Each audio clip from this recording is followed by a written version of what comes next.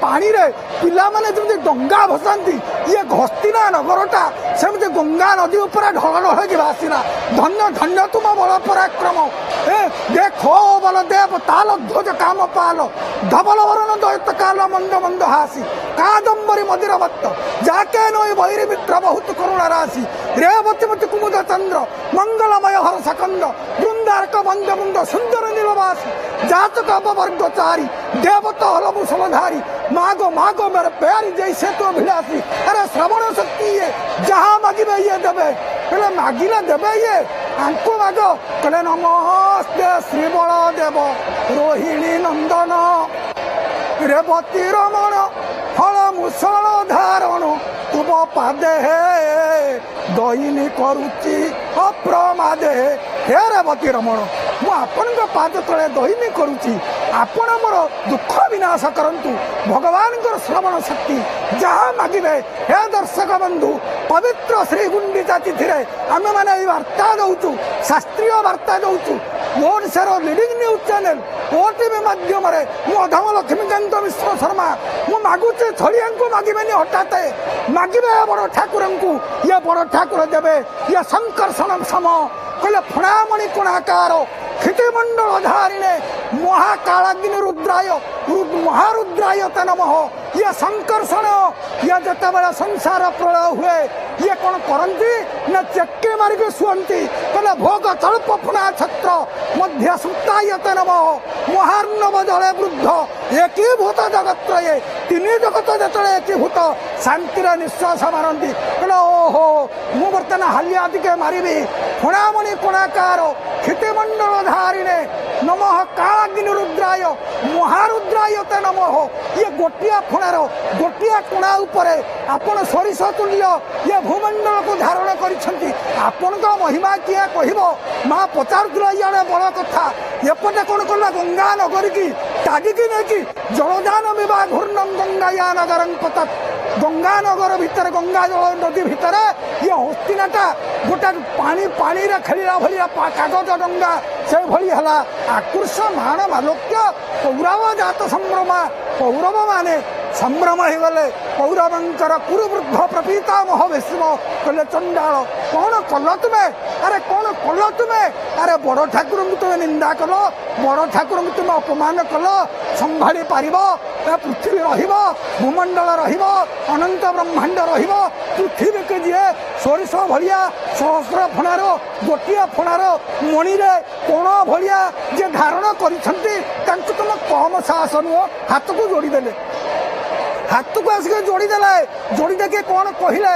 कहले राम राम खिलाधार प्रभाव नवदाते मूढ़ानांक कुबुद्धीनां क्षंतुर्महर्षति कम कहले राम राम खिलाधार हे अखिल जगतर आधार हे अखिल ब्रह्मांडर आधार राम राम खिलाधार प्रभाव न बदामिते आपण प्रभाव को एम पिलाड़ा जानी पारे क्षमा कर मूढ़ानांग कुबुद्धीनां मूढ़ानांग न हो बहुवचन न हो निजक मिसाइक कहला मु मूढ़टीए वार्ता दे पारे पूर्वर तेणु मूढ़ानांग कुबुद्धीनां आम कुबुद्धि गलु तेणु आमको क्षमा कर ये जेड़े बेगी रागंती सेड़े बेगी क्षमा करती कहीं ना ये होती अत्यंत शांत ये महाप्रभु युद्ध रे ये महाप्रभु को ये बहुत साहाय्य करछंती आपण देखिबे यांकर जेतले प्रलंबासुर को बध कले सुतार के बध कले बल्लल को बध कले दुईबिंद वानर को बध कले उग्रशर्मा लोमहर्षण सुतंग बध कले तीर्थयात्रा प्रसंग रे एवं आंकर महिमा कले स्वभक्त संरक्षण भीम रूप जो दक्ष भाग्य मणिमंडपस्य संशोभत शुभ्र विशाल देहा वंदे तो देवं बलदेव देवं कहले जो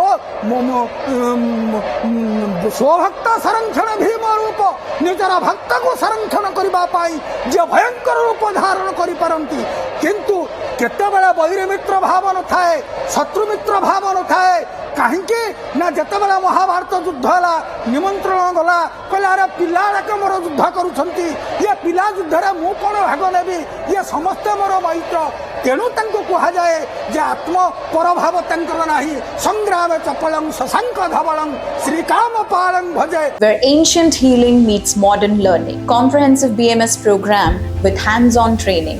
Become a world-class Ayurveda doctor at Sri Sri University. ଯେତେବେଳେ ଚକ୍ରରାଜ ସୁଦର୍ଶନ ଗତି କରିଗଲେ ଏବଂ ଆପଣମାନେ ଜାଣିଛନ୍ତି ଦେଖିଲେ ସେହି ଭବ୍ୟ ଦୃଶ୍ୟ ଯାହାର ବର୍ଣ୍ଣନା କରୁଥିଲେ ପରମ ଶ୍ରଦ୍ଧେୟ ପଣ୍ଡିତ ସୂର୍ଯ୍ୟନାରାୟଣ, ଯେଉଁ ବର୍ଣ୍ଣନା ଅପୂର୍ବ ଭାବରେ ତାଙ୍କର ଲଳିତ କଣ୍ଠରେ ଆପଣମାନଙ୍କୁ ଶୁଣାଉଥିଲେ ସୂର୍ଯ୍ୟନାରାୟଣ ରଥଶର୍ମା ମହୋଦୟ, ଆପଣମାନେ ଏବେ ଦେଖୁଛନ୍ତି ଦେବୀ ସୁଭଦ୍ରାଙ୍କ ରଥରେ ସୁଦର୍ଶନ ମହାରାଜ ସମାସୀନ ହେଇଛନ୍ତି ଏବଂ ବଳଭଦ୍ର ଭଗବାନଙ୍କର ପହଣ୍ଡି ବିଜୟ ପର୍ବକୁ, ମା ସୁଭଦ୍ରାଙ୍କର ପହଣ୍ଡି ବିଜୟ ପର୍ବକୁ ଆପଣମାନେ ଆସ୍ୱାଦନ କରିଛନ୍ତି। ଏବେ ଚାହାନ୍ତୁ ଚାହାନ୍ତୁ ସେହି ଘୋଷ ଘଣ୍ଟୁଆ ମାନଙ୍କର କମନୀୟ ଗତି, ସେମାନଙ୍କର ଶଙ୍ଖ ବାଦନର ଅପୂର୍ବ କଳା ଏବଂ କୁଶଳତାକୁ ଆପଣମାନେ ଲକ୍ଷ୍ୟ କରୁଛନ୍ତି ଏବଂ ସମଗ୍ର ବିଶ୍ୱର ବନ୍ଦନୀୟ ଠାକୁର, ବିଶ୍ୱବନ୍ଦିତ ପ୍ରଭୁ ସୁଧ ସତ୍ୟମୂର୍ତ୍ତି ଶ୍ରୀ ଜଗନ୍ନାଥ ଭଗବାନ ନିଜ ସୃଷ୍ଟିକୁ ସ୍ୱକୀୟ ମହିମାରେ ମହିମାମଣ୍ଡିତ କରିବା ପାଇଁ, ଶୁଦ୍ଧ ସତ୍ତାତ୍ମକ ମହାବିଭୂତିରେ ପରିପୂର୍ଣ୍ଣ କରିବା ପାଇଁ ଲୀଳା ବିଧୃତ କଳେବର ହୋଇ ସେ ଏବେ ଦିବ୍ୟ ଲୀଳାକୁ ବ୍ୟକ୍ତ କରୁଛନ୍ତି। ପହଣ୍ଡି ବିଜେ ଛଳରେ ସେ ଏବେ ଧରା ଧାତ୍ରୀ ଧରିତ୍ରୀ ବିଶାଳ ବସୁନ୍ଧରାକୁ ବିସ୍ତୃକ୍ରାନ୍ତ କରି ପକାଉଛନ୍ତି। ଆପଣ ଚାହାନ୍ତୁ ଚାହାନ୍ତୁ ପାଟ ଅଗଣାରୁ ଖସି ଆସୁଛନ୍ତି ବ୍ରହ୍ମ ରାଶି ଏବଂ ବର୍ତ୍ତମାନ ଆପଣମାନେ ଦେଖୁଛନ୍ତି ଯେ ଶ୍ରୀମନ୍ଦିରର ସେ ଯେଉଁ 22 ପାବଚ୍ଛ ଉପର ଦେଇକି ସେ ଆସିବେ ଅବତାରୀ ପୁରୁଷ ଏବଂ ଯେମିତି ମତ୍ସ୍ୟ, କୁର୍ମ, ବରାହ, ବାମନ, ନରସିଂହ, ପରଶୁରାମ, ରାମ ସବୁ ଅବତାର ମାନେ 22 ଅବତାରର କଥା ଭାଗବତରେ ବର୍ଣ୍ଣନା ହେଇଛନ୍ତି। 22 ଅବତାର ଦେଇ ମହାପ୍ରଭୁ ନିଜର ଅବତାର ଲୀଳାକୁ ବ୍ୟକ୍ତ କରିବାକୁ ଆସୁଛନ୍ତି। ନାମାମୃତ, ରୂପାମୃତ, ଲୀଳାମୃତ, ଧାମାମୃତ, କୃପାମୃତର ଅପ୍ରମେୟ ସ୍ଫୂର୍ତ୍ତିରେ ଧରିତ୍ରୀକୁ ଆର୍ଦ୍ର, ସିକ୍ତ, ରସସିକ୍ତ, କର୍ଦ୍ଦମାକ୍ତ ଏବଂ ପ୍ରୀତିପ୍ଲାବିତ କରୁଛନ୍ତି ମହାପ୍ରଭୁ। ମୈତ୍ରୀ, ପ୍ରେମ, କରୁଣା ବିତରଣ ଛଳରେ ଭକ୍ତର ତପ୍ତ ସନ୍ତପ୍ତ ମନପ୍ରାଣକୁ ଭାବରାଜ୍ୟର ପ୍ରେମାଲିଙ୍ଗନ ଦାନରେ ଶାନ୍ତ, ଶୀତଳ, ପୁଲକିତ, ଉଚ୍ଚକିତ, ଉଚ୍ଚାଟିତ, ସୁରଭିତ କରୁଛନ୍ତି ସ୍ୱୟଂ ପୁରୁଷୋତ୍ତମ ଜଗନ୍ନାଥ। ଲୋକାରଣ୍ୟ ହୋଇ ଉଠିଛି ବଡ଼ ମୈତ୍ରୀ ବଡ଼ଦାଣ୍ଡ। ଇଏ ଚଳିତ ଶତାବ୍ଦୀର ଏଇ ଯେଉଁ ଦଶକ, ଇଏ ୟାର ସ୍ଥିତି ଯେଉଁଠି ସମଗ୍ର ବିଶ୍ୱ ଯୁଦ୍ଧଧ୍ୱାନ୍ତ ପୃଥିବୀରେ ପରିଣତ ହେବାକୁ ଯାଉଛି। କଳିକୃତ ନାରକୀୟ ପ୍ରଳୟରେ ପରିପୂର୍ଣ୍ଣ ବସୁଧା ଖଣ୍ଡକୁ, ଜୀବ ଜଗତର ନିରସ ପିଣ୍ଡକୁ ଅମୃତମୟ କରି କିଏ ତୋଳିବ? କିଏ ଆଉ ତୋଳିବ? ସମସ୍ତ ତ୍ୟାଗକୁ ଅଙ୍ଗୀକାର କରି ଆଗେଇ ଆସୁଛନ୍ତି ମହାପ୍ରଭୁ। କର୍ମଯୋଗ, ଜ୍ଞାନ ଯୋଗ, ଭକ୍ତି ଯୋଗ ଓ ଧ୍ୟାନ ଯୋଗର ସାଧକମାନଙ୍କର ଅନ୍ତର୍ଜଗତକୁ ସ୍ୱକୀୟ ପ୍ରେମାନନ୍ଦରେ, ସ୍ୱର୍ଗୀୟ ପରମାନନ୍ଦରେ ପୂର୍ଣ୍ଣ କରିବାର ସଂକଳ୍ପ ନେଇ ସେ ଅବତରି ଆସୁଛନ୍ତି। ଏତିକି କହିଲେ ଯଥେଷ୍ଟ ହେବ ନାହିଁ, ଅଧିକନ୍ତୁ ସମଗ୍ର ବହିର୍ଜଗତ ଅର୍ଥାତ୍ ନିପତିତ, ଧ୍ୱସ୍ତ ବିଧ୍ୱସ୍ତ, ଯୁଦ୍ଧଧ୍ୱାନ୍ତ, ପ୍ରଦୂଷିତ ପୋଡ଼ାଭୂଇଁକୁ ସ୍ୱର୍ଗୀୟ, ଅନିର୍ବାଚନୀୟ, ଅବର୍ଣ୍ଣନୀୟ, ମାଧୁରୀମାମୟ ଅପୂର୍ବ ରଥୋତ୍ସବ, ଆନନ୍ଦୋତ୍ସବ, ବ୍ରହ୍ମୋତ୍ସବରେ ରୂପାନ୍ତରିତ କରିବାକୁ ସ୍ୱୟଂ ଈଶ୍ୱର ଆଜି ଧାଇଁ ଆସୁଛନ୍ତି। ଶୁଦ୍ଧ, ବିଶୁଦ୍ଧ, ଅପାପ ବିଦ୍ଧ ଅଧ୍ୟାତ୍ମବୋଧର ବାର୍ତ୍ତା ନେଇ ଆସୁଛନ୍ତି। ଜ୍ଞାତ ସାରରେ ହେଉ, ଅଜ୍ଞାତ ସାରରେ ହେଉ, ମାନବକୃତ ପାପରାଶିର ଅତଳସ୍ପର୍ଶୀ ଅନ୍ଧକାରକୁ ମହାପୁଣ୍ୟର ଦିବ୍ୟ ଆଲୋକରେ ସେ ସମୁଦ୍ଭାସିତ କରୁଛନ୍ତି। ଭକ୍ତ ସାଧକର ଶୂନ୍ୟ ହୃଦୟକୁ ପରିପୂର୍ଣ୍ଣ ଆନନ୍ଦାନୁଭବରେ ରସାଣିତ କରି ଜଗଜ୍ଜନ ପ୍ରତୀକ୍ଷିତ ମହାବାହୁ ଶ୍ରୀ ଜଗନ୍ନାଥ କୋଟି କୈବଲ୍ୟନାଥ ଏବେ ପହଣ୍ଡି ବିଜେ କରୁଛନ୍ତି।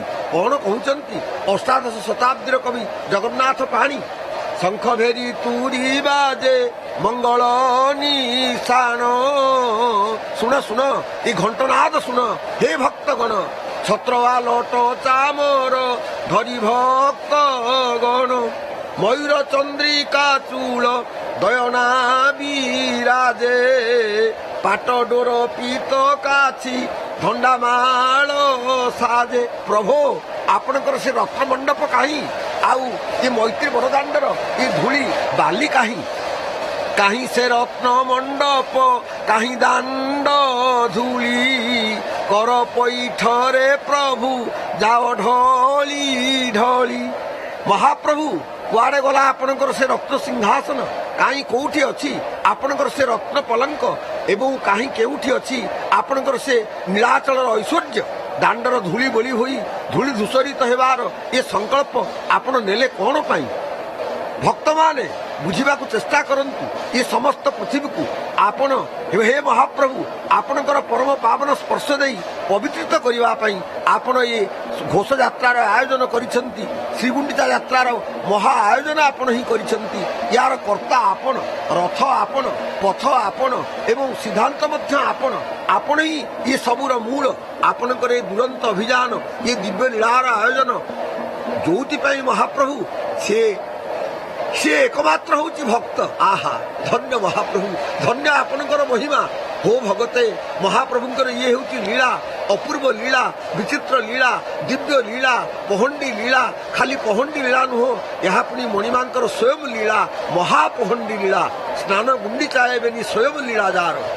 ଏ ଶ୍ରୀକ୍ଷେତ୍ରର ପୁଣ୍ୟ ପାବନ ମୈତ୍ରୀ ବଡ଼ଦାଣ୍ଡରେ ଆପଣମାନେ ଦେଖୁଛନ୍ତି, ଭକ୍ତମାନେ ଉତ୍କଣ୍ଠିତ ହୋଇ ନିର୍ନିମେଷ ନୟନରେ ଚାହିଁଛନ୍ତି। ଦେବ ଦାନବ ମାନବ ନାଗ ଯକ୍ଷ କିନ୍ନର ସିଦ୍ଧ ବିଦ୍ୟାଧର ଚାରଣଗଣ ସବୁରି ପ୍ରାଣରେ ଆକୁଳ ନିବେଦନ, ଅଜସ୍ର ପ୍ରକମ୍ପନ, ଅପୂର୍ବ ଶିହରଣ। ଏ ଘଣ୍ଟନାଦର, ବାଦ୍ୟନାଦର, ଶ୍ରୁତିମୋହନ, ଦୃଷ୍ଟିନନ୍ଦନର ଅଭୂତପୂର୍ବ ମହାମିଳନ ହେଉଛି। Where ancient healing meets modern learning. Comprehensive BMS program with hands-on training.